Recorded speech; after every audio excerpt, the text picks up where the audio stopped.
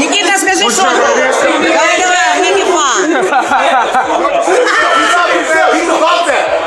Давай,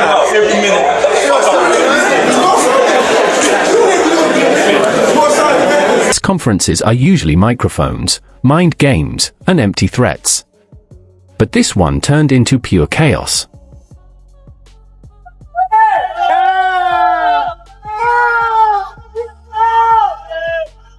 It reminds me of like one of those budget YouTube hood movies where someone just talks about their whole life and what they've come from and talking as if they're from one of the ghettos in Iraq or Africa or somewhere like that. But you know, he's got a sob story, he's running by it, and that's what makes him feel better. So we respect it.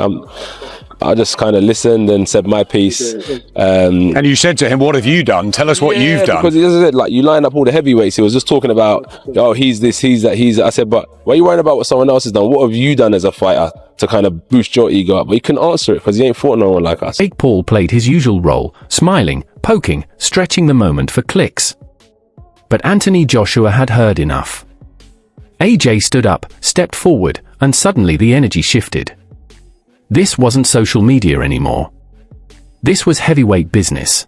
If I'm going to be honest, I'm going to break his face, I'm going to break his body up, I'm going to stomp all over him. That's my mentality, right? That's a fighter's mentality. And I know what's in my heart, I know what's in my mind, and I'm here to compete.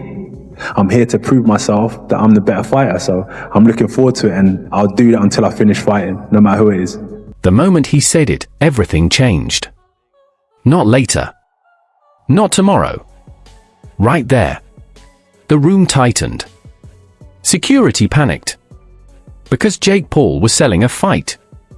And Anthony Joshua was ready to have one. Netflix have spent a lot of money. MVP have spent a lot of money. And Jake would look like a plonker if he pulled out the fight now after giving it the big one. And he knows that. And this fight's happening. You know, and that they think, look, one thing I'll say is this. If there was ever a good time to fight Anthony Joshua, it's probably now. Right? Coming out of what will be 14 months of inactivity. By the way, he's also been in training camp for 4 weeks or 5 weeks, the time comes around. He's having to make weight. Maybe the confidence isn't where it has been in his career. So yeah, you can start dressing it. Leave the press conference circus and sit down with Teddy Atlas. No noise. No hype. Just truth. And when Teddy calmly says, "Don't be shocked if Jake Paul actually has a chance," that's when forks stop moving. It's a choice of where people want to go to watch. It's still their choice. Before we look at all the reasons why Joshua should smash him, he's a pro fighter, two-time Olympian, two-time heavyweight champ, you know, bigger, stronger, highest level of fighting at this weight class. I mean, he should destroy him like he destroyed Ngannou. And a lot of people will use that comparison. But styles make fights. And Jake Paul's not going to fight him the way Ngannou fought him. Teddy Atlas breaks it down like he's solving a crime. Jake's faster. Younger. Sneaky. AJ? Long layoff. Cutting weight like a model. Mentally, who knows which version shows up. Survive 8 rounds, and in Jake Paul world, that's a W. Maybe Paul has some advantages. He's younger.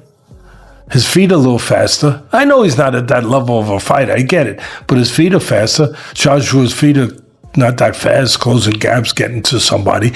To hit him, even if you're better than him, you still got to get to him to hit him.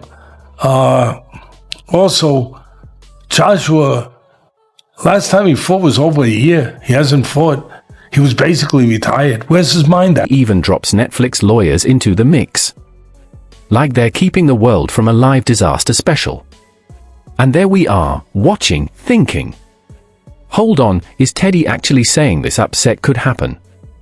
Boom. That's it. This fight just went from circus to lab experiment to, yeah, maybe don't sleep on it. I'm just putting it out there that before you just say, yeah, it's got to be Joshua, don't discount how smart Mr. Paul has been so far. I wouldn't count him out in the ways that I just laid it out. Heading out of Teddy Atlas, boom. Jake Paul versus AJ goes from circus to psychological thriller. Enter Dave Allen, looking at BoxRec like it's a crime scene. Double-checking every fight, every opponent, just to make sure reality isn't broken. And we're sitting there thinking, yep. This fight?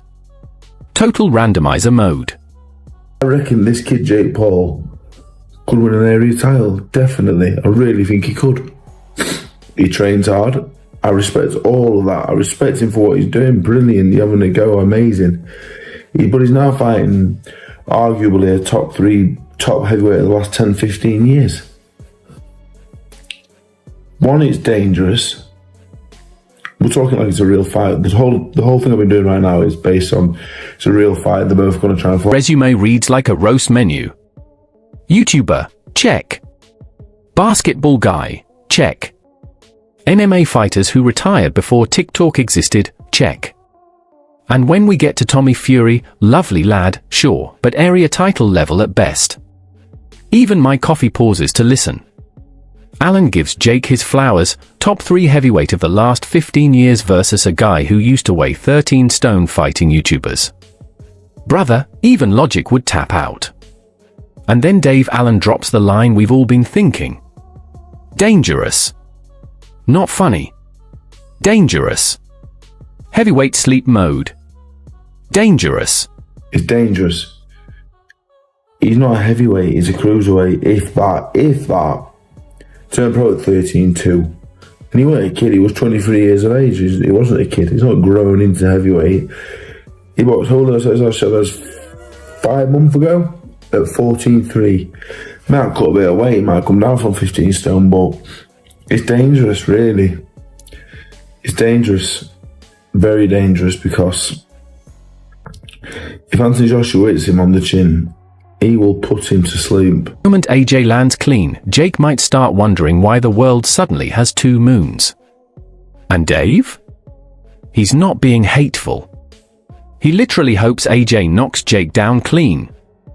Jake gets up at 10, everyone collects their mountain of cash, and we move on without a hospital visit. But then comes the nightmare scenario. What if AJ actually hurts him? What happens to the sanctioning? The promoters? The sport itself? We're sitting there, nervously grinning, because yeah, it's all fun and memes until a heavyweight cannonball collides with a cruiserweight job. Dave wraps it up perfectly. He'll watch it the same way you watch a circus stunt. Looks entertaining, but could end with a paramedic. It's dangerous. He's not a heavyweight, he's a cruiserweight, if that. Turned pro at 13-2. And he wasn't a kid, he was 23 years of age. He wasn't a kid, he's not grown into heavyweight. He boxed as 5 months ago at 14-3. Might cut a bit of weight, might come down from 15 stone, but it's dangerous, really. It's dangerous. Very dangerous, because if Anthony Joshua... Sliding out of Dave Allen, we land straight into Steve Gifford, the guy who's been inside Jake Paul's camp, taking jabs for breakfast and witnessing the chaos up close. Steve sounds like that one friend who says, yeah, bro, it's crazy, but hear me out. While holding a metaphorical parachute, he explains Jake's real wild card, his mindset. The guy genuinely believes he can beat Anthony Joshua. And honestly, that stubborn confidence is half the reason this fight even exists. Steve breaks it down. Jake's been desperate to prove he's more than just a YouTuber with a big right hand, but business politics kept feeding him ex-NBA players and semi-retired MMA fighters instead. Joshua, he's accomplished everything in boxing, from Olympic gold medal to now a 2-time undisputed heavyweight champion of the world. So I think, as far as him taking this fight, if anybody deserves to go and have a fun fight like this, it is Anthony Joshua.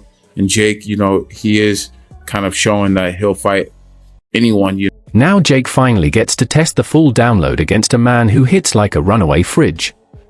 It's like skipping driving lessons and jumping straight into Formula One, admirable, but terrifying. Steve's nodding along like, yep, let's see what happens. Then comes the classic UK debate, is AJ chinny? Steve reacts like someone insulted his grandma's cooking. Heavyweight punches aren't love taps, they're meteor strikes. Ruiz, Dubois, Klitschko, those guys could flatten anyone. And when asked if Jake can hurt AJ, Steve goes full scientist, speed is power. Danger doesn't always wear a big cape, sometimes it sneaks up in Nike footwork. Why is he chinny? Because he got stopped by Daniel Dubois and Ruiz. I mean, listen, this is a contact sport, you know. Like if you get hit, the human body's not made to be getting punched in the face. If you get hit, especially by these guys, Andy Ruiz, who's a good puncher, Dubois, we know is a big puncher. You get hit clean, you're gonna go. You're possibly gonna go down. Especially those guys, 230, 40, 50-pound guys. You know. Steve says Jake is quick, sharp, unpredictable, but Joshua isn't coming to play patty cake. The man's preparing for Tyson Fury next, and Jake is crashing that party like a wildcard villain. So it's not, can Jake land? It's, will he survive what lands back? And that suspense? That's why we're all counting the days like kids on a roller coaster drop. This AJ versus Jake saga is part blockbuster, part science experiment. Joshua turned the press conference into round zero. He's training like a king, sharpening his crown. Jake's out here rewriting the script with wild confidence and heavyweight sparring partners. Teddy Atlas warns us about the sneaky variables. Dave Allen calls it entertaining, but genuinely dangerous. And Steve Gifford? He says mentality plus speed might make this way crazier than anyone expects. You know, but I would imagine he's going to come. He's going to be on his P's and Q's. He knows there'll be a lot of eyes on him for this fight, so he's going to be looking to make a statement, because I think they have plans of him fighting Tyson Fury next. So I think he's going to take this very seriously, and Jake's definitely taking it very seriously, and he's going to try to ruin the plan. So at the end of the day, if AJ shows up locked in, it could be a fast good night. But if Jake survives long enough to make us raise an eyebrow, we might be witnessing one of the most polarizing shockers boxing has ever seen. Drop your predictions in the comments. Who wins? How long does it last? And is there any universe where Jake pulls it off? And hey, don't forget to like, share, and subscribe. Catch you in the next one.